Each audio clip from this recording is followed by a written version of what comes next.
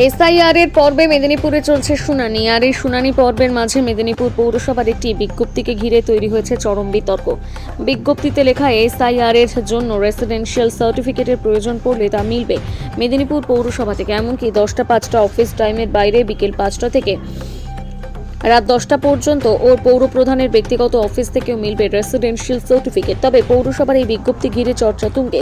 অন্যদিকে এই বিজ্ঞপ্তি দেওয়ার পর থেকে রেসিডেন্সিয়াল সার্টিফিকেট পেতে ভিড় জমিয়েছে পৌরসভার একাধিক মানুষ। ইলেকশন কমিশনের গাইডলাইনে কি বলছে এসআইআর এর শুনানি ক্ষেত্রে যে 11 দফা নথি চাওয়া হয়েছে, এর মধ্যে 6 নম্বরে রয়েছে রাজ্যের উপযুক্ত কর্তৃপক্ষ কর্তৃক প্রদত্ত স্থায়ী বাসস্থানের শংসাপত্র, অর্থাৎ শুনানি জমা দিতে হবে পার্মানেন্ট রেসিডেন্সিয়াল সার্টিফিকেট। আর এই সার্টিফিকেট দেওয়ার একমাত্র অধিকারী সংশ্লিষ্ট মহকুমা শাসক। সাধারণ মানুষ কিভাবে পেতে পারেন পার্মানেন্ট রেসিডেন্সিয়াল সার্টিফিকেট?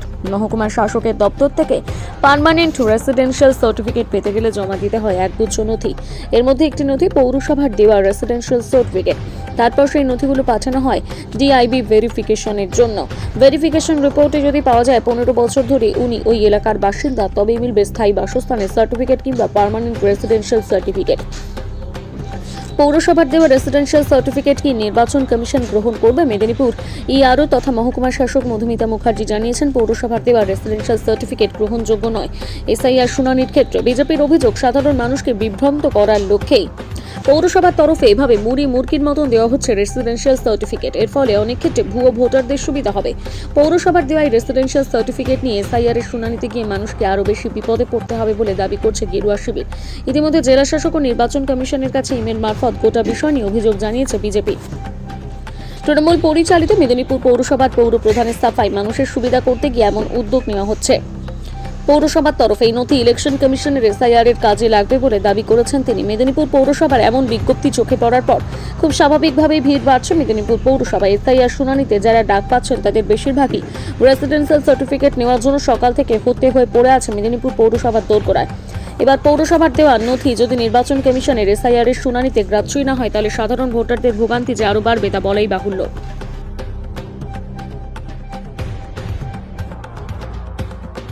প্রকাশিত হয়েছে এবং যারা হিয়ারিং এর জন্য নোটিশ পেয়েছেন তাদের ক্ষেত্রে যা যা ডকুমেন্টস প্রয়োজন হয় তার মধ্যে একটি রেসিডেন্সিয়াল সার্টিফিকেট, সেটা কাদের মাধ্যমে না আমাদের মিউনিসিপ্যালিটি এরিয়ার ক্ষেত্রে এক্সিকিউটিভ অফিসার ইও অথবা ফিনান্স অফিসার, মানে গভর্নমেন্টের আধিকারিক যারা আছেন। তো সেটা তো ওনাদের পক্ষে তো সম্ভব নয়, তাই আমাদের কাউন্সিলররা প্রথমে দেন, তারপরে সেটা চেয়ারম্যানের কাছে আসে। চেয়ারম্যান সেটা হচ্ছে আমাদের ইও বা এফওর কাছ থেকে সার্টিফিকেট করে ওই যাদের হিয়ারিং এ কল আছে তাদেরকে দেয়া হচ্ছে। বিজেপির দুটো অভিযোগ করা হচ্ছে। প্রথমত, যথেচ্ছভাবে রেসিডেন্সিয়াল সার্টিফিকেট দেওয়ার ফলে সাধারণ যারা ভুয়ো ভোটার তারাও রেসিডেন্সিয়াল সার্টিফিকেট পেয়ে যাবে, কোনো নিয়ন্ত্রণ থাকবে না। আর দ্বিতীয় হচ্ছে যে পার্মানেন্ট রেসিডেন্সিয়াল সার্টিফিকেট দেওয়ার অধিকারী শুধুমাত্র এসডিও। সেক্ষেত্রে মেদিনীপুর মিউনিসিপ্যালিটি মানুষকে বিভ্রান্ত করছে তাদের এই সার্টিফিকেট দেওয়া। যারা এই কথাটা বলছে, অভিযোগ করছে, তারা কোনো নিয়ম কানুনও জানে না, আর তাদের তো পৌরসভায় কোনো কাউন্সিলর নেই, তারা জানবে এটা কি করে? তাদের কোনো জনপ্রতিনিধি মেদিনীপুরে মানুষ প্রত্যাখ্যান করেছে তাদেরকে, সেই জন্যই তারা কিছুই জানে না। কোনো নিয়ম কানুন বা কারা রেসিডেন্সিয়াল সার্টিফিকেট ইও বা এসডিও বা এফওর দিতে গেলে একদম নিচুতলায় কাউন্সিলরকে দিতে হয়, চেয়ারম্যানের কাছে, তারপরে এসডিওর কাছে যায়, ইওর কাছে যায়, এফওর কাছে যায়। এইসব না জেনে অবাস্তবের মতন যারা কথা বলে তাদের জন্যই এই দলটার এই অবস্থা। বিজেপি মানুষকে যেভাবে ভোটার এসআইআর এর নাম করে মানুষকে লাইনে দাঁড় করাচ্ছে, ভোটারের নাম করে মানুষকে হয়রানি করাচ্ছে, তার জবাব পেয়ে যাবে 2026-এর নির্বাচনে। মানুষ যেভাবে এসআইআর তৈরি করে ভোটার লিস্ট থেকে মানুষকে বাদ দেওয়ার একটা চক্রান্ত করেছে, তার বিরুদ্ধে বাংলার মানুষ প্রতিবাদ করবে। এবং আমরা যারা বিএলওদেরকে সাহায্য করছি তখন কিন্তু কোনো বিজেপির কর্মীদের পাওয়া যায়নি। আমরাই হচ্ছে তাদের বিএলওদেরকে নিয়ে বাড়ি বাড়ি পৌঁছে দিয়ে তাদের নাম ঠিকানা ফর্মটা তারা দিচ্ছে এবং তারাই কালেকশন করছে। এই সহযোগিতাটা আমাদের তৃণমূল কংগ্রেসের কর্মীরা তারা প্রত্যেকটি বিএলও কে সাহায্য সহযোগিতা করেছে বলেই এত মানুষ তারা ফর্ম জমা দিতে পারছে। তাহলে তাহলে আপনারা যে সার্টিফিকেটটা দিচ্ছেন রেসিডেন্সিয়াল সার্টিফিকেটটা সেটাও এসআইআর এর হিয়ারিং এ কাজে লাগবে অবশ্যই, এবং সেটা এসআইআর এর কাজে লাগবে। এবং আমাদের সার্টিফিকেটটা ইওএফও আমরা প্রথম ধাপে দিচ্ছি, কাউন্সিলর দিচ্ছে যে আমার এই এলাকার এই লোক এখানে বাসিন্দা এতদিন ধরে বসবাস করছে, তার আধার কার্ড, তার ভোটার কার্ড, তার জন্ম সার্টিফিকেট রেখে আমরা দিচ্ছি। এরপরে আমার চেয়ারম্যানের অফিস থেকে নিয়ে সেটা ইও বা এফও তার কাছে এটা প্রডিউস করা হচ্ছে, উনি তারপরে দিচ্ছেন। এখানে কোনো ভুল, ইও বা এফও গভর্নমেন্ট অফিসার তাদেরটা দেখেই এসডিও দিচ্ছেন। এখানে অবাস্তবের মতন যারা জানে না, যাদেরকে মেদিনীপুর পৌরসভায় কোনো প্রতিনিধিত্ব করার সুযোগ দেয়নি, তারা এইসব জানবেটা কি করে? না, আপনারা যেটা বলেছেন যে অফিস তো আর সার্চেস পাওয়া যাবে। হ্যাঁ, চেয়ারম্যানের অফিস 24 ঘন্টা খোলা থাকে। মানুষের আপদে কেউ মারা গেছে, তাকে ইলেকট্রিক চুল্লি ছাড় দিতে হয়। কারো বাড়িতে কোনো দুর্ঘটনা ঘটেছে, আমরা এই অফিসের পরেও বিকেল 5টা থেকে রাত্রি 10টা পর্যন্ত আমরা সার্টিফিকেট ইস্যু করছি। এসআইআর এর কোনো মানুষ আজকে নোটিশ পেয়েছে বিকালে, কালকে তার হেয়ারিং আছে, তো সেই জন্য আমরা মানুষকে সাহায্য করার জন্য প্রকৃত কোনো ভোটার যাতে বাদ না যায় সেটাতেই আমরা জোর দিয়েছি। আমাদের নেত্রী মমতা বন্দ্যোপাধ্যায় বলেছেন যে ভোটার লিস্ট নিয়ে প্রকৃত ভোটারদের যাতে বাদ না যায় সেটা সবাইকে দেখতে হবে, সেই কাজটাই করছি আমরা। আমাদের কাছে মানুষ আসছেন, এই যে এত মানুষ এসেছে পৌরসভায় দেখছেন, সবাই এসআইআর এর সার্টিফিকেট নিতে কাউন্সিলরের কাছ থেকে নিয়েছে, পৌরসভায় চেয়ারম্যানের কাছ থেকে নিচ্ছে, আধার কার্ড ভোটার কার্ড জমা দিয়ে তারপরে ইও বা এফও সাহেব দিচ্ছেন, তারপরে ওইটা নিয়ে যাচ্ছে হেয়ারিং এর সময়, ওটা দেখে এসডিও পরে দেবেন। এই হচ্ছে নিয়ম, এই হচ্ছে ফর্মুলা।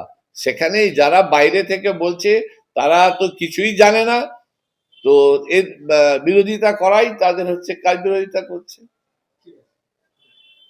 এবং পার্মানেন্ট রেসিডেন্সিয়াল সার্টিফিকেট যে প্রসিডিওরটা সেটা হচ্ছে এসডিও তার অথরিটি আছেন সেটাকে ইস্যু করার ক্ষেত্রে, এবং তার বেশ কিছু কিন্তু নিয়মকানুনও রয়েছে এবং বেশ কিছু ডকুমেন্টাল এভিডেন্সও তার ক্ষেত্রে দরকার পড়ে। যেমন খুব শর্টে যদি আমি বলি, কোনো একজন ব্যক্তিকে অন্তত 15 বছর বা তার অধিক সে যে জায়গার পার্মানেন্ট রেসিডেন্ট হিসেবে ক্লেম করছে নিজেকে, অন্তত 15 বছর সে সেখানে আছে তাকে কিন্তু সেটা প্রুফ করতে হবে। তার সাথে আরো কি বেশ কিছু ডকুমেন্ট বলা আছে, যেমন তার কোনো যদি ইমুভেবল প্রপার্টি থাকে, তার বা তার ফোর ফাদার্সদের যদি কোনো ইমুভেবল প্যারেন্টসের কোনো ইমুভেবল প্রপার্টি থাকে, সেটাও একটা কিন্তু ইম্পর্টেন্ট ডকুমেন্ট হবে। যে ক্ষেত্রে সে হয়তো রেন্টে থাকে সেক্ষেত্রে rent receipt, old rent receipt, recent ডেটের নয়, সেটা হবে। কোয়ার্টার অ্যালটমেন্ট, কেউ যদি কোয়ার্টারে থাকে কোয়ার্টার অ্যালটমেন্ট ডকুমেন্ট হতে পারে। এর সঙ্গে তার বার্থ সার্টিফিকেট, তার স্কুল সার্টিফিকেটস, মানে সে যে এখানে একটা দীর্ঘ 15 বছর বা তার অধিক যে বসবাস করছে তার সপক্ষে যে সমস্ত ডকুমেন্ট হতে পারে সেগুলো বলা আছে। এবং সর্বোপরি যেটা বলা আছে, এই সমস্ত কিছু ডকুমেন্ট পাওয়ার পরে কিন্তু এটা ডিআইবি ভেরিফিকেশন হবে। ঠিক আছে, ডিআইবি ভেরিফিকেশন হয়ে ফাইনালি সেখান থেকে যদি ইয়েস রিপোর্ট আসে, সে যেটা ক্লেম করছে এতদিন ধরে সে আছে বলে জানাচ্ছে, তারপরে কিন্তু এই পার্মানেন্ট রেসিডেন্সিয়াল সার্টিফিকেটটা ফ্রম এসডি অফিস সেটা কিন্তু ইস্যু হবে। এটাই এবং আপাতত সেটাই নিয়ম। ইলেকশন কমিশনের ওই হ্যাঁ, 11 পয়েন্টে যে 6 নম্বর পয়েন্টে যেটা বলা হয়েছে যে permanent residential certificate issued by the competent authority, সেক্ষেত্রে কম্পিটেন্ট অথরিটি অন্তত ওয়েস্ট বেঙ্গলের ক্ষেত্রে এখন অব্দি যে সমস্ত প্রাপ্ত অর্ডার সেক্ষেত্রে জেলাগুলোর জন্য এসডিওকেই দায়িত্ব দেওয়া হয়েছে।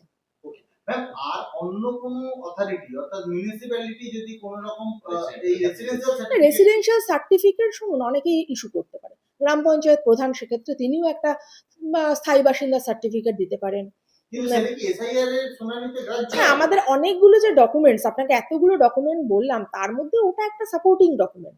আমার লোকাল বডিজ, পঞ্চায়েত হোক বা ব্লক ক্ষেত্রে ব্লক বিডিও সাহেবের যদি একটা কোনো ইস্যু করা একটা সার্টিফিকেট হয়, সেটা ওয়ান অফ দ্য ডকুমেন্ট যেগুলো বললাম তার মধ্যে, কিন্তু সেটাই কিন্তু ওয়ান অ্যান্ড অনলি ডকুমেন্ট নয়, one of the document, but ওটা মানে একদম এক্সক্লুসিভ ওটাই রয়েছে এরকম কোনো ডকুমেন্ট না, আমি যদি একটু বলি যে এসআইআর এর কেউ শুনানিতে গেল, আপনার মানে এসডিও এন্ড থেকে তার কাছে কোনো ওই পার্মানেন্ট সার্টিফিকেট নেই, রেসিডেন্সিয়াল সার্টিফিকেট নেই, তার কাছে মিউনিসিপ্যালিটির রেসিডেন্সিয়াল সার্টিফিকেট রয়েছে, সেটা কি গ্রাহ্য হবে?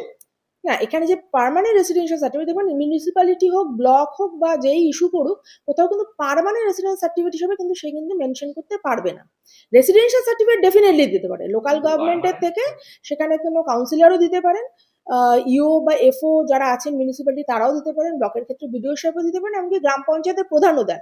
কিন্তু যদি পার্মানেন্ট রেসিডেন্স সার্টিফিকেট বলেন, সেটা আইনত অন্তত পশ্চিমবঙ্গের বর্তমান যেতটুকু অর্ডার যা বেরিয়েছিল শেষ পর্যন্ত, সেটাতে কিন্তু এখন অব্দি এসডিওকেই দায়িত্ব দেওয়া রয়েছে এই পার্মানেন্ট রেসিডেন্স সার্টিফিকেটটা ইস্যু করার জন্য। আর 11টা পয়েন্টের মধ্যে একটা পয়েন্টে পার্মানেন্ট রেসিডেন্সিয়াল সার্টিফিকেটের কথাটাই বলা আছে, হ্যাঁ, তাই তো? একদম।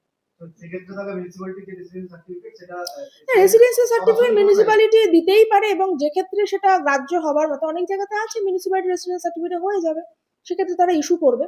এবং আমরাও যখন এসডি অফিস থেকেও ইস্যু করব, যারা মিউনিসিপ্যালিটির বাসিন্দা তাদের মধ্যে কিন্তু ওয়ান অফ দ্য ডকুমেন্ট, যতগুলো ডকুমেন্টের মধ্যে বললাম তার মধ্যে ওয়ান অফ দ্য ডকুমেন্ট সেটা কিন্তু ওই মিউনিসিপ্যালিটির ডকুমেন্ট একটা হচ্ছে, কিন্তু সেটাই ওয়ান অ্যান্ড অনলি নয়, ফাইনাল নয়, ওটা একটা, তার সঙ্গে আরো সাপোর্টিং যেগুলো বললাম, এবং finally DIB enquiry, police verification বা পুলিশ রিপোর্টটা কিন্তু ভেরি ইম্পর্টেন্ট। এটা একবার অ্যাজ পার অর্ডার, এটা আমার কথা না। সময় লাগে একজন যদি অ্যাপ্লাই করে permanent? Depending upon the document say place করছে কি কি, তার যদি যা যা বললাম, সে যদি একটা ইমুভেবল প্রপার্টি দেখাতে পারছে যেটা হয়তো ওল্ড ডকুমেন্ট আছে, তার সঙ্গে সে হয়তো স্কুল সার্টিফিকেট দেখাচ্ছে, তার বার্থ সার্টিফিকেট দেখাচ্ছে, এমনিতেই তার ডকুমেন্টাল এভিডেন্সটা অনেক স্ট্রং হয়ে যাচ্ছে, সেক্ষেত্রে ডিআইবির এনকোয়ারি করাটা অনেক ইজি হবে, সেক্ষেত্রে সে খুব অল্প সময় পেয়ে যাবে। কিন্তু যার ক্ষেত্রে কিছুই ডকুমেন্ট নেই, তার ক্ষেত্রে ডেফিনেটলি সেটা সময় সাপেক্ষ হয়ে যাবে। পৌরসভার চেয়ারম্যান মুড়িমুড়কির মতো বেআইনি ভাবে ইসিআই গাইডলাইনকে না মেনে রেসিডেন্সিয়াল সার্টিফিকেট দিয়ে ভুয়ো ভোটারদের সহযোগিতা করছেন। কারণ এখানকার তৃণমূলের চেয়ারম্যান চাইছেন যে ভুয়ো ভোটাররা, ফেক ভোটাররা ওই ভুয়ো সার্টিফিকেটকে নিয়ে তারা নামটা তুলে নিক। কারণ ইসিআই গাইডলাইনে পরিষ্কার বলা আছে যে যে ডকুমেন্টসগুলো গ্রাহ্য হবে তার মধ্যে এই সার্টিফিকেট অ্যালাউ নেই। একমাত্র পার্মানেন্ট রেসিডেন্সিয়াল সার্টিফিকেট এসডিও দিতে পারেন, সেটা প্রিভিয়াসলি দিতে হবে।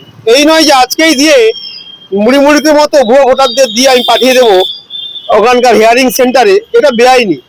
তাই বেআইনিভাবে এইভাবে তৃণমূল কংগ্রেস চাইছে যাতে স্বচ্ছ ভোটার লিস্ট তৈরি না হয়। তৃণমূল কংগ্রেসের চেয়ারম্যান মেদিনীপুর পৌরসভা তিনি চাইছেন যাতে ভুয়ো ভোটাররা ভোটার লিস্টে থেকে আবার ছাপ্পা ভোট দিতে পারে। সেজন্য আমি ইতিমধ্যেই নির্বাচন কমিশন, ডিএম, এসডিওকে অভিযোগ জানিয়েছি ইমেল মারফত। অবিলম্বে এগুলো বাতিল করতে হবে। অবিলম্বে মানুষকে বিভ্রান্ত করার জন্য, মানুষকে হয়রানি দেওয়ার জন্য অবিলম্বে মেদিনীপুর পৌরসভার চেয়ারম্যানকে শোকজ করতে হবে, জবাব চাইতে হবে, নোটিশ জারি করতে হবে।